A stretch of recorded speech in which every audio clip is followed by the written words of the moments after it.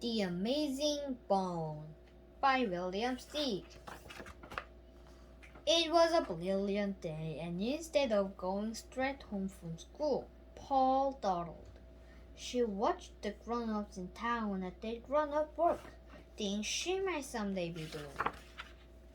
She saw the street cleaners sweeping the streets, and she looked at the bakery on personal blame, and saw the bakers taking hot loaves of pumpernickel out of the oven and powdering crullers with sugar dust. On Cobble Road, she stopped at Bobby's barn and stood gawking as the old gaffers pitched their lean horseshoes and spat to breakfast.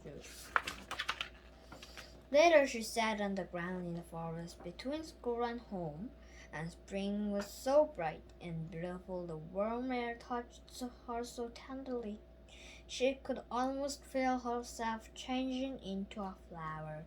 Her light dress felt like petals. "I love everything," she heard herself say. "So do I," a voice answered. Paul straightened up and looked around. No one was there. "Where are you?" she asked. "Look down," came the answer. Paul looked down. "I'm the bone in the violet near the tree by the lock on your leg." Paul stared at the small bone. "You talk?" she murmured. "In any language," said the bone. "Habla español, Liga-mish papayosku, Bracansi George. And I can imitate any sound there is." The bone made the sound of a trumpet calling soldiers to arms. Bum bum bum bum bum bum bum bum bum bum bum. Then it sounded like wind blowing.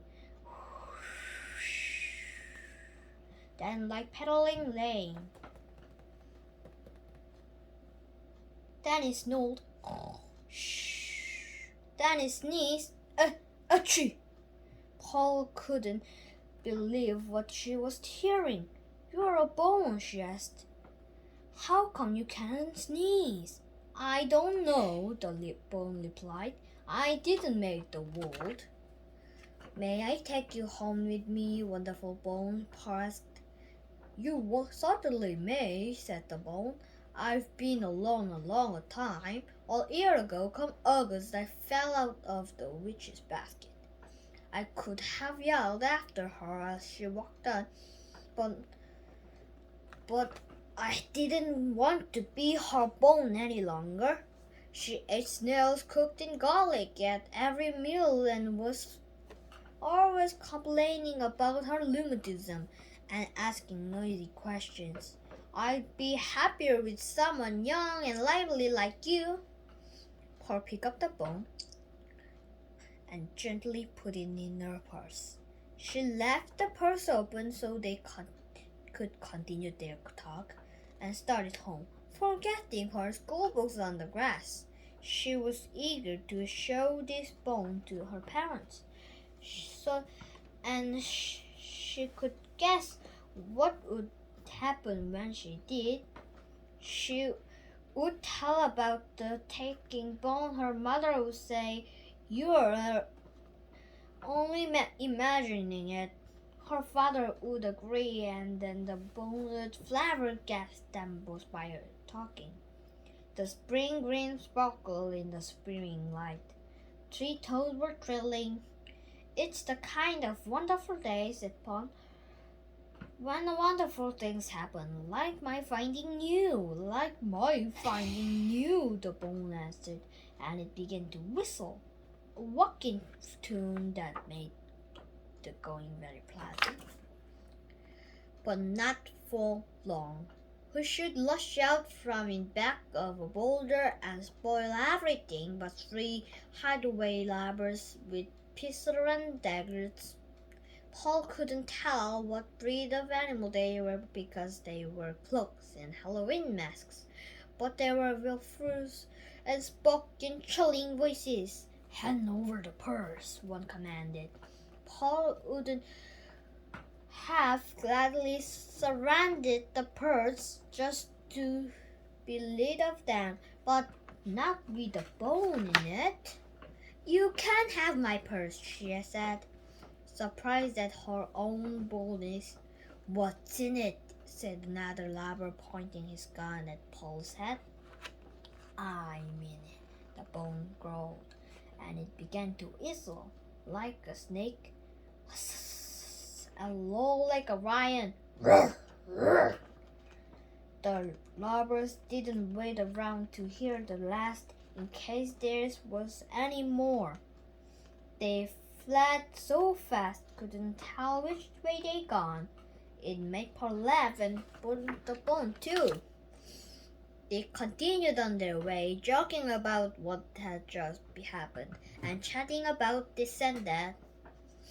But it wasn't long before a fox stepped from behind a tree and barred their path.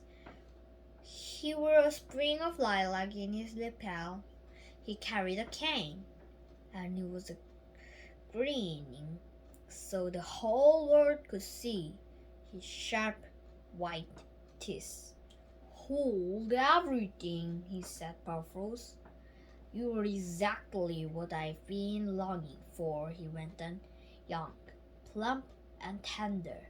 You will be my main course at dinner tonight. And he seized Paul in a tight embrace. Unhander, you villain, the bone screamed, or I bite your ears off. Who is that speaking? Asked the surprised fox. A ravenous crocodile who dotes on fresh foxtrot, that's who, answered the bone. The wily fox was not as easily duped as the robbers. He saw no dangerous crocodile. He peered into Paul's purse, where the sounds seemed to be coming from, and pulled out the bone. As I live and flourish, he exclaimed, a talking bone. I've always wanted something of this sort. And he put the bone in his pocket. There it lured and landed to no avail. Pushing Paul along, the fox set out for his hideaway. Paul's sobs were so pitiful the fox couldn't help feeling a little sorry for her, but he was determined she would be his dinner. Please, Mr. Fox, Paul whimpered, may I have my bone back at least until I have to die?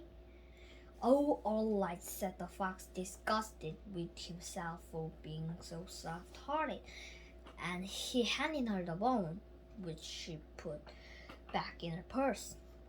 You must let this beautiful young creature go on living, the bone yelled. Have you no shame, sir? The fox laughed. Why should I be ashamed? I can't help being the way I am. I didn't make the world. The bone commenced to revile the fox. You coward, it sneered. You worm, you old leafless Lech. These expletives were annoying. Shut up, or I'll eat you, the fox snarled. It would be amusing to gnaw on a bone that talks and screams with pain. The bone kept quiet the rest of the way, and so did Paul. When they arrived at the fox's hideaway, she shoved her with her bone into an empty room and locked the door. Paul sat on the floor and started and the words. I know how you feel, the bone whispered. I'm only just beginning to live, Paul whispered back. I don't want it to end. I know, said the bone. Isn't there something we can do? Paul asked. I wish I could think of something, said the bone, but I can't. I feel miserable. What's that? Paul asked. She heard some sounds from the kitchen. Who's sharpening the knife? The bone whispered. Oh my goodness, Paul sobbed. And what's that? Sounds like wood being put in the stove, answered the bone. I hope it won't all take too long. said Paul. She could smell vinegar and oil. The fox was preparing a salad to go with this meal. Her hugged the bone to her breast. Bone, say something to comfort me. You were very dear to me, said the bone. Oh, how dear you are to me, Paul replied. She could hear a key in the lock and was unable to get another word out of her throat or turn her eyes toward the door. Be brave, the bones whispered. Paul could only tremble. She was dragged into the kitchen, where she could see flames in the oven stove. I regret having to this to you, sighed the fox. It's nothing personal. You bam, said the bone suddenly without knowing why he said it. What was that? Said the bone, standing stock still. You bam, Stevie Bull, the bone intoned. Jill Black and Stevie Bull the Grey. And something quite unexpected took place. The fox grew 7 inches shorter. All about Chinook, be boppet gebuzzle. The bone continued, and miraculously, the fox was the size of a rabbit. No one could believe what was happening, not Paul, not the fox, not even the bone, whose words were making it happen. A goodness is luck in your back, it went on. The fox's clothes and all was now the size of a mouse. Scramble it, the bone ordered, and the mouse, that is the minuscule fox, scurried away and into a hole. I didn't know you could do magic, Paul breathlessly exclaimed. Neither did I, said the bone. Well, what made you say those words? I wish I knew, said the bone. They just came to me. I had to say them. I must have picked them up to somehow hanging around that witch. You're an amazing bone, said Paul, and this is a day I won't ever forget. It was dark when they reached Paul's house. The moment the door swung open, she was in her mother's arms and light after what in her father's.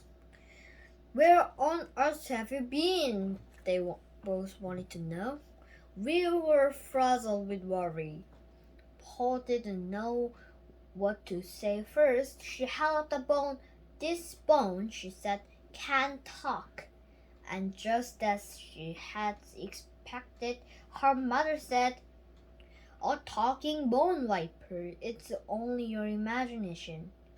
And her father said something similar, and also, as Paul had expected, the bone astonished them both by remarking, you have an exceptional daughter. Exceptional daughter. Before her parents had the chance to get over their shock, Pearl began telling the story of her day's adventure, and the bone helped out. It was all too much for poor parents until they got used to it. The bone stayed on and became part of the family. It was given an honored place in a silver tray on the mantelpiece. Pearl always took it to bed when she retired. And the two chatterboxes whispered together until late in the night. Sometimes the bone put her to sleep by singing or by imitating soft harp music. Anyone who happened to be alone in the house always had the bond to converse with, and they all had music whenever they wanted it, and sometimes even when they didn't. Thank you. The amazing bond and amazing you, Chan. You're great. Really great.